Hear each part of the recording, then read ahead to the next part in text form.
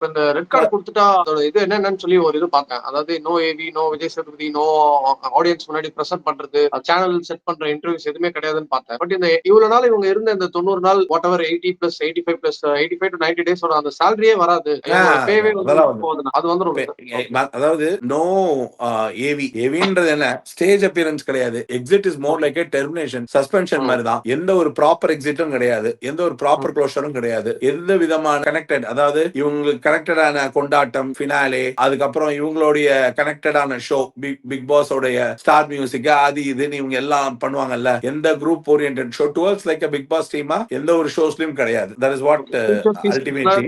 வர முடியாது. ஆனா பேமெண்ட்ன்றது அது கிடையாது. இவங்களை வச்சு இந்த சேனல் முதல்ல சம்பாதிச்சிருக்கு. அதுலயும் குறிப்பா போன இவங்க 2 பேரை இவங்க அதை வச்சுதானே சர்வே பண்ணாங்க அப்படின்னு சாண்ட்ராவுடைய அந்த இடத்துல நான் இதை திருத்திக்க விரும்புறேன். இந்த ஷோவே அதை வச்சுதான் சர்வே பண்ணுச்சு. சோ அதுக்கான பேமெண்ட்டை வந்து கொடுத்துதான் ஆகணும். லா படி அது கொடுத்துதான் ஆகணும். உங்களோட என்ன நீங்க ஆர்பிட்ரேஷன்ல என்ன டெர்மினேஷன் கிளாஸ்லயும் வந்து இவங்களோட பேமெண்ட் எடுக்கிறதுக்கெல்லாம் வாய்ப்பே கிடையாது. பேமெண்ட் எடுக்கிறதுன்றது they have signed a contract. first thing அவங்களுக்கு அது என்ன பேமெண்ட்டுக்கு சொன்னாங்களோ அதுதான். அந்த பேமெண்ட்டை இது பண்ணி தான் ஆகணும்.